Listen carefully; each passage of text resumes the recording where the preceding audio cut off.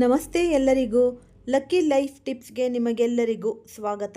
ಈ ಕುಂಭರಾಶಿಯ ಬಗ್ಗೆ ಏನೆಲ್ಲ ಶುಭ ಫಲಗಳು ಇದೆ ಅಂತ ನಾವು ತಿಳಿದುಕೊಳ್ಳೋಣ.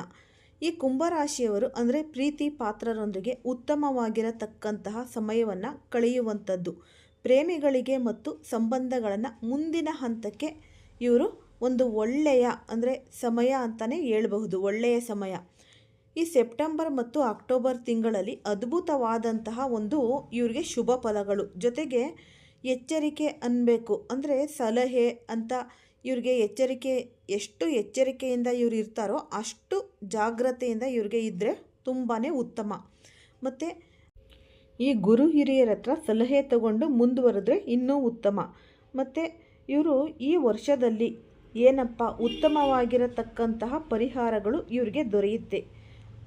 ಅದು ಅಂತ ಅಂದರೆ ನೀವು ಏನು ನೋಡಲೇಬೇಕು, ಅದರ ಉಪಯೋಗವನ್ನು ಪಡ್ಕೋಬೇಕು, ಪರಿಹಾರಗಳನ್ನು ನಿಮಗೆ ಮಾಡ್ಕೋಬೇಕು. ಅದಕ್ಕಿಂತ ಮುಂಚೆ ಏನಪ್ಪ ಅಂತ ಅಂದರೆ ಈ ಕುಂಭರಾಶಿಯವರಿಗೆ ಒಂದು ಪರಿಹಾರ ಅಂತ ಅಂದರೆ ಈ ಶನಿ ಭಗವಾನರಿಗೆ ಪೂಜೆಯನ್ನು ಮಾಡತಕ್ಕಂಥದ್ದು. ನಿಮ್ಮ ರಾಶಿಯ ಅಧಿಪತಿ ಈ ಶನಿ ಭಗವಾನರು. ಇವರ ಅನುಗ್ರಹ ಪಡೀಲಿಕ್ಕೆ ನೀವು ಪ್ರತಿ ಶನಿವಾರದಂದು ಶನಿ ದೇವಸ್ಥಾನಕ್ಕೆ ಭೇಟಿ ನೀಡಿ ಎಳ್ಳೆಣ್ಣೆ ದೀಪವನ್ನು ಹಚ್ಚಿ ಅದ್ಭುತವಾಗಿರುವ ಫಲಗಳು ನಿಮಗೆ ಸಿಗ್ತಾ ಹೋಗುತ್ತೆ. ಈ ಶನಿ ಭಗವಾನರು ಅಂದರೆ ಒಂದು ಒಲವು ನಿಮ್ಮ ಮೇಲೆ ಇರುತ್ತೆ. ಅವರ ಕೃಪೆ ಅನ್ನೋದು ನಿಮ್ಮ ಮೇಲೆ ಸದಾ ಇರುತ್ತೆ. ಮತ್ತು ಅವರ ಪ್ರಭಾವ ಕಡಿಮೆ ಆಗುತ್ತೆ. ಜೊತೆಗೆ ನೀವು ಹನುಮಾನ್ ಚಾಲೀಸ ಪ್ರತಿದಿನ ಈ ಪಠನೆ ಮಾಡೋದ್ರಿಂದ ನಿಮ್ಮ ಆತ್ಮವಿಶ್ವಾಸ, ಈ ಧೈರ್ಯ, ನಿಮ್ಮ ಒಂದು ಕಾನ್ಫಿಡೆನ್ಸ್ ಲೆವೆಲ್ ಅನ್ನೋದು ಸಿಕ್ಕಾಬಟ್ಟೆ ಇರುತ್ತೆ. ಈ ಹನುಮಾನ್ ಚಾಲೀಸವನ್ನು ಪಠನೆ ಮಾಡುವಂಥ ಪ್ರಯತ್ನವನ್ನು ನೀವು ಮಾಡಬೇಕಾಗುತ್ತೆ. ಗಣಪತಿಗೆ ಆದಷ್ಟು ಪೂಜೆಯನ್ನು ಮಾಡಿ. ಈ ರಾಹು ಕೇತುಗಳ ಪ್ರಭಾವದಿಂದ ಉಂಟಾಗತಕ್ಕಂತಹ ಕೆಲ ಅಡೆತಡೆಗಳು ನಿವಾರಿಸುವುದಕ್ಕೆ ಆದಷ್ಟು ನೀವು ಈ ಗಣೇಶನನ್ನು ಪ್ರಾರ್ಥಿಸಿ ಪೂಜೆಯನ್ನು ಸಲ್ಲಿಸಿ. ಒಂದು ಅಂದರೆ ಅತ್ಯಂತ ಪರಿಣಾಮಕಾರಿಯಾದಂತಹ ಒಂದು ಪ್ರಭಾವ ನಿಮ್ಮ ಮೇಲೆ ಬರುತ್ತೆ. ಈ ಗಣೇಶನ ಪೂಜೆ ಮಾಡೋದ್ರಿಂದ ಈ ಗ್ರಹಗಳ ಪ್ರಭಾವಗಳು ಏನಿದಾವಲ್ಲ, ಆ ಗ್ರಹಗಳ ಪ್ರಭಾವಗಳು ಕಂಪ್ಲೀಟಾಗಿ ಕಡಿಮೆ ಆಗುತ್ತೆ. ಹಾಗಾಗಿ ಈ ಗುರುವಿನಿಂದ ಅನುಗ್ರಹ ಸಿಗುತ್ತೆ. ಶನಿ ಪರಮಾತ್ಮ ಅಂದರೆ ಶನಿ ಭಗವಾನರ ಅನುಗ್ರಹ ಸಿಗೋದ್ರ ಜೊತೆಗೆ ರಾಹುಕೇತುಗಳ ಪರಿಣಾಮ ಕೂಡ ನಿಮಗೆ ವಕ್ರೀಯ ಪ್ರಭಾವಗಳು ಕಡಿಮೆ ಆಗತಕ್ಕಂಥದ್ದು. ಮತ್ತು ಈ ದುಷ್ಟ ಫಲಗಳ ಪ್ರಭಾವಗಳು ಕಡಿಮೆ ಆಗುತ್ತೆ. ಒಳ್ಳೆ ಫಲ ಸಿಗುತ್ತೆ, ಅನುಕೂಲ ಆಗುತ್ತೆ. ಈ ಪರಿಹಾರಗಳು ನೀವೇನಾದರೂ ದುಡ್ಡು ಕೊಟ್ಟು ಖರ್ಚು ಮಾಡತಕ್ಕಂಥ ಪರಿಹಾರಗಳು ಅಲ್ಲ. ನೀವು ಅಂದರೆ ಈ ಶನಿವಾರ ದಿನ ಮಡಿಯನ್ನುಟ್ಟು ನೀವು ಈ ತಲೆ ಮೇಲೆ ಸ್ನಾನ ಮಾಡಿಕೊಂಡು ಶುಭ್ರವಾದ ಬಟ್ಟೆಗಳನ್ನು ಧರಿಸಿ ಶನಿದೇವರ ದೇವಾಲಯಕ್ಕೆ ಹೋಗಿ ಅವರ ಕೃಪೆಗೆ ಪಾತ್ರರಾಗಿ. ಆದಷ್ಟು ಸರ್ವ ದೋಷಗಳು ನಿವಾರಣೆ ಆಗಿ ನಿಮಗೆ ಅದೃಷ್ಟ ಅನ್ನೋದು ಕುಡಿ ಬರ್ತಾ ಹೋಗುತ್ತೆ. ಈ ಕುಂಭರಾಶಿಯವರಿಗೆ ಹೇಳಬೇಕು ಅಂದರೆ ಬಹು ನಿರೀಕ್ಷಿತವಾಗಿರುವ ಈ 2026ರ ವಿಡಿಯೋ ಅಂದರೆ ಬಹಳನೇ ಸ್ಪೆಷಲ್ ಇವ್ರಿಗೆ. ಮತ್ತು 2026ರಲ್ಲಿ ನಿಮ್ಮ ವೃತ್ತಿ ಜೀವನ ಯಾವ ಥರ ಇದೆ, ಹಣಕಾಸಿನ ಸ್ಥಿತಿ ಯಾವ ಥರ ಇರುತ್ತೆ, ಮತ್ತು ನಿಮ್ಮ ಪ್ರೀತಿ ಜೀವನ ಯಾವ ಥರ ಇರುತ್ತೆ, ಕೌಟುಂಬಿಕ ಜೀವನ ಮತ್ತು ಆರೋಗ್ಯ, ಇವನ್ನೆಲ್ಲ ನಾವು ನೋಡಬೇಕಾಗಿ ಅಂದರೆ ಅದ್ಭುತವಾಗಿರತಕ್ಕಂತಹ ಫಲಗಳನ್ನು ಕೊಡುವ ಅದೃಷ್ಟವಾದ ತಿಂಗಳುಗಳು ಯಾವುದು, ಮತ್ತು ನಿಮಗೆ ಪರಿಹಾರಗಳು ನೀವು ಏನು ನೋಡ್ಕೋಬೇಕು. ಯಾಕೆ ಅಂದರೆ ಅಷ್ಟು ವರ್ಕ್ ಅನ್ನೋದು ಇರುತ್ತೆ, ಅಷ್ಟು ನಿಮಗೆ ಫಲವನ್ನು ಕೊಡುತ್ತೆ. ನಿಮಗೆ ಏನಪ್ಪ ಈ ಪರಿಹಾರ ಮತ್ತು ನಿಮಗೆ ಎಚ್ಚರಿಕೆ ಏನು, ನಾವು ಮುಂಜಾಗ್ರತೆ ಅನ್ನೋದು ಏನು ವಹಿಸಬೇಕು ಅನ್ನೋದನ್ನು ಈ ವಿಡಿಯೋದಲ್ಲಿ ಸಂಪೂರ್ಣವಾಗಿ ನೀವು ಫಸ್ಟಿಂದ ಹಿಡಿದು ಕೊನೆಯ ತನಕ ಸ್ಕಿಪ್ ಮಾಡ್ದಲೇ ನೋಡಿದ್ರೆ ಮಾತ್ರ ನಿಮಗೆ ಉಪಯುಕ್ತವಾದ ಮಾಹಿತಿ ಲಭಿಸುತ್ತೆ. ಈ ವಿಡಿಯೋ ಇಷ್ಟ ಆಗಿದ್ದಲ್ಲಿ ಪುಟ್ಟದೊಂದು ಲೈಕ್ ಕೊಡೋದನ್ನು ಮರಿಬೇಡಿ. ನಿಮ್ಮ ಫ್ರೆಂಡ್ಸ್ಗಳು ಯಾರ್ಯಾರಿದ್ದಾರೆ ಕುಂಭರಾಶಿಯವರು ಅವರಿಗೆಲ್ಲ ಹೆಚ್ಚಾಗಿ ಈ ವಿಡಿಯೋನ ಶೇರ್ ಮಾಡಿ. ಮತ್ತು ನೀವು ಓಂ ಶನೇಶ್ವರಾಯ ನಮಃ ಅಂತ ಕಮೆಂಟ್ ಬಾಕ್ಸ್ನಲ್ಲಿ ಕಮೆಂಟನ್ನು ಹಾಕಿ. ಇಲ್ಲ ಅಂದರೆ ನಿಮ್ಮ ಕುಲದೇವರು, ನಿಮ್ಮ ಮನೆ ದೇವರ ಹೆಸರನ್ನು ಕಮೆಂಟ್ ಬಾಕ್ಸ್ನಲ್ಲಿ ಹಾಕಿ. ಈ ಕುಂಭರಾಶಿಯವರಿಗೆ ತುಂಬ ಅಂದರೆ ಆತುರದ ಸ್ವಭಾವ ಸ್ವಲ್ಪ. ಹಾಗಾಗಿ ಜೀವನದಲ್ಲಿ ಬಹಳಷ್ಟು ಬದಲಾವಣೆಗಳು ಅಥವಾ ಒಂದು ಏನು ಅವ್ರ ಮನಸ್ಸಿನಲ್ಲಿ ಒಂದು ಪ್ಲಾನ್ ಅಂತ ಒಂದು ಸ್ಕೆಚ್ ಅಂತ ಮಾಡ್ಕೊಂಡಿರ್ತಾರೆ, ಅದು ತುಂಬ ಮುಖ್ಯವಾಗಿರುತ್ತೆ. ಅಂದರೆ 2026ರಲ್ಲಿ ಪ್ರಮುಖವಾಗಿರತಕ್ಕಂತಹ ಗ್ರಹಗಳ ಬದಲಾವಣೆ ನಾವಿಲ್ಲಿ ನೋಡೋಣ. ಈ ಜೂನ್ ತಿಂಗಳಲ್ಲಿ ಗುರು ಮಿಥುನ ರಾಶಿಯಿಂದ ಕಟಕ ರಾಶಿಗೆ ಪ್ರವೇಶ ಮಾಡ್ತಾರೆ. ಅಕ್ಟೋಬರ್ ಅಂತ್ಯದಲ್ಲಿ ಸಿಂಹ ರಾಶಿಗೆ ಕಟಕ ರಾಶಿಯಿಂದ ಪ್ರವೇಶ ಮಾಡತಕ್ಕಂಥದ್ದು. ಗುರು ಇನ್ನು ಈ ಡಿಸೆಂಬರ್ನಲ್ಲಿ ಈ ವಕ್ರೀಯನಾಗುವಂಥದ್ದು. ಇನ್ನು ಶನಿ ಮೀನ ರಾಶಿಯಲ್ಲಿ ಇರತಕ್ಕಂಥದ್ದು. ರಾಹು 2026 ಆರಂಭದಲ್ಲಿಯೇ ಕುಂಭರಾಶಿಯಲ್ಲೇ ಇರ್ತಾರೆ. ನಂತರ ಮಕರ ರಾಶಿಗೆ ಪ್ರವೇಶ ಮಾಡೋದು.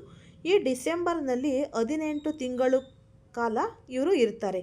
ಇನ್ನು 2026 ಆರಂಭದಿಂದನೇ ಕೇತು ಸಿಂಹ ರಾಶಿಯಲ್ಲಿ ಇರ್ತಾರೆ. ನಂತರ ಈ ಡಿಸೆಂಬರ್ ತಿಂಗಳಲ್ಲಿ ಕಟಕ ರಾಶಿಗೆ ಪ್ರವೇಶ ಮಾಡತಕ್ಕಂಥದ್ದು. ಇದು ಒಂದಿಷ್ಟು ಗ್ರಹಗಳ ಪ್ರಮುಖವಾಗಿರತಕ್ಕಂತಹ ಒಂದು ಬದಲಾವಣೆ ಅಂತ ಅನ್ನಬಹುದು. ಮತ್ತು ಇದರ ಪರಿಣಾಮಗಳು ಯಾವ ಥರ ಆಗುತ್ತೆ?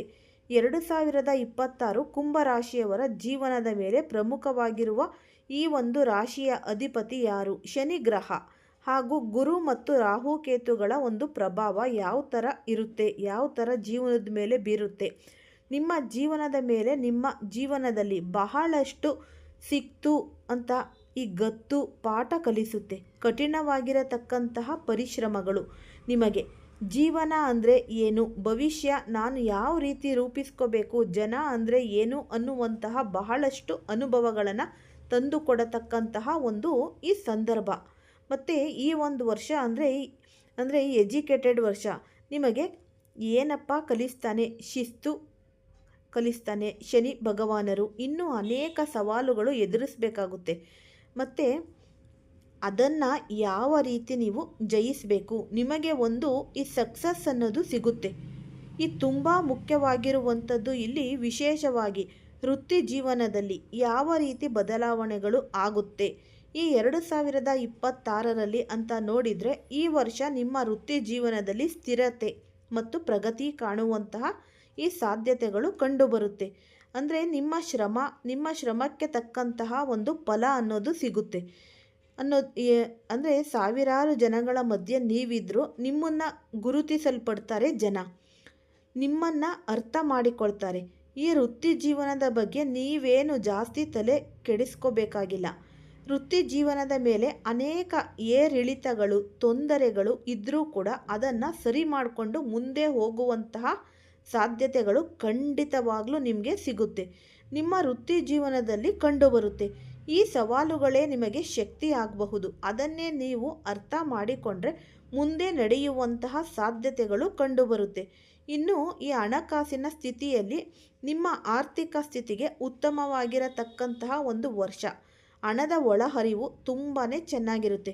ಈ ಸವಾಲುಗಳ ಮಧ್ಯದಲ್ಲಿಯೇ, ಕಠಿಣ ತೊಂದರೆಗಳ ಮಧ್ಯದಲ್ಲಿಯೇ ಕೂಡ ನೀವು ಈ ಸಂಪಾದನೆ ಮಾಡುವುದಕ್ಕೆ ಅವಕಾಶ ಅಂದರೆ ಕಂಡುಬರುತ್ತೆ. ಹಳೆಯ ಸವಾಲುಗಳು ಒಂದು ಸರಿಯಾಗುವಂತಹ ಒಂದು ಸಾಧ್ಯತೆಗಳು ಇಲ್ಲಿ ನೋಡಬಹುದು. ಈ ರಾಹುವಿನ ಪ್ರಭಾವದಿಂದ ಏನಾಗುತ್ತೆ? ಅನಗತ್ಯವಾಗಿರತಕ್ಕಂತಹ ಒಂದಷ್ಟು ಖರ್ಚುಗಳು ಎದುರಾಗುತ್ತೆ. ಸ್ವಲ್ಪ ದುಡ್ಡಿಗೆ ಸಮಸ್ಯೆಗಳು ಎದುರಾಗುತ್ತೆ. ಮತ್ತು ಈ ಸಂದರ್ಭದಲ್ಲಿ ನೀವು ತುಂಬಾ ಜಾಗರೂಕರಾಗಿ ಇರಬೇಕಾಗುತ್ತೆ. ಈ ಹಣಕಾಸಿನ ವಿಚಾರದಲ್ಲಿ ಉದಾರತೆಯನ್ನು ತೋರಿಸಬೇಕು. ಅಂದರೆ ದುಡ್ಡು ಬಂದಿದೆಯಾ ಇಲ್ಲ, ಜಾಗರೂಕತೆಯಾಗಿ ನಾವು ಇಟ್ಕೋಬೇಕಾ, ಪ್ರಯತ್ನ ಮಾಡಬೇಕಾ, ಇನ್ನೂ ದೀರ್ಘಾವಧಿಯ ಹೂಡಿಕೆಗಳ ಬಗ್ಗೆ ಯೋಚನೆ ಮಾಡಬೇಕು. ತುಂಬಾ ಉತ್ತಮವಾಗಿರತಕ್ಕಂತಹ ಒಂದು ವಿಚಾರ.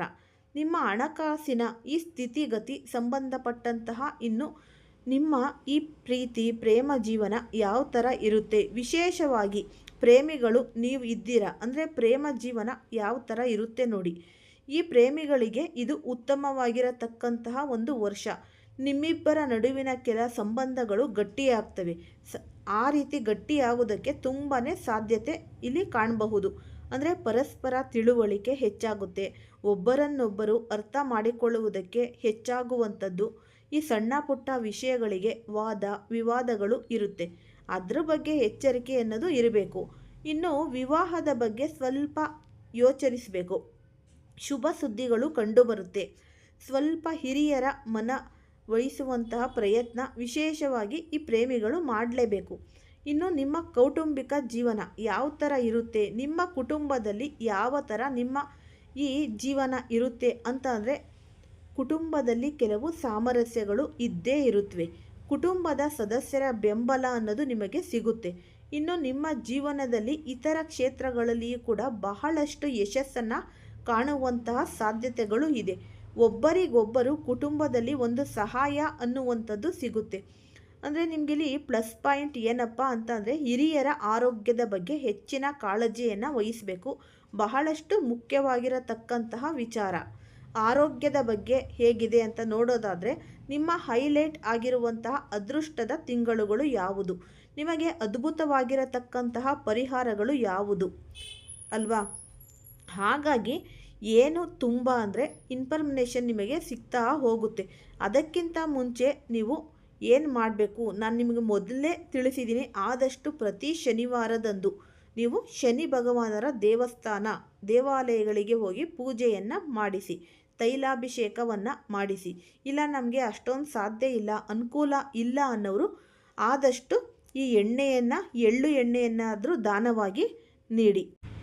ಈ ಕುಂಭರಾಶಿಯವರಿಗೆ ಆರೋಗ್ಯದ ವಿಚಾರವಾಗಿ ಏನೆಲ್ಲ ಒಂದು ಫಲ ಸಿಗುತ್ತೆ ಅಂತ ಅಂದರೆ, ಈ ವರ್ಷ ನಿಮಗೆ ಉತ್ತಮ ಆರೋಗ್ಯದ ಬಗ್ಗೆ ಅಂದರೆ ದೊಡ್ಡ ಸಮಸ್ಯೆ ಏನೂ ಇಲ್ಲ. ಆದರೆ ಕೆಲಸದ ಒತ್ತಡ, ಕಸಿಬಿಸಿ, ಮಾನಸಿಕ ಒತ್ತಡ ಅನ್ನೋದು ಈ ಜವಾಬ್ದಾರಿಗಳ ಕಾರಣದಿಂದಾಗಿ ಎಲ್ಲೋ ಒಂದು ಕಡೆ ನೀವು ಈ ಸುಸ್ಥಿನತ ಅಂದರೆ ಜಾಸ್ತಿ ಕಸಿಬಿಸಿ ಇರತಕ್ಕಂತಹ ಒಂದು ಜೀವನ, ಇದರಿಂದ ನಿಮಗೆ ಏನಾಗುತ್ತೆ, ಸ್ವಲ್ಪ ಒತ್ತಡ ಅಂತ ಅನಿಸುತ್ತೆ ಅಥವಾ ಆಯಾಸ ಅಂತ ಅನಿಸುತ್ತೆ. ಇದಕ್ಕೆ ನೀವು ಧ್ಯಾನ ಮತ್ತು ವ್ಯಾಯಾಮ ಮಾಡತಕ್ಕಂಥದ್ದು.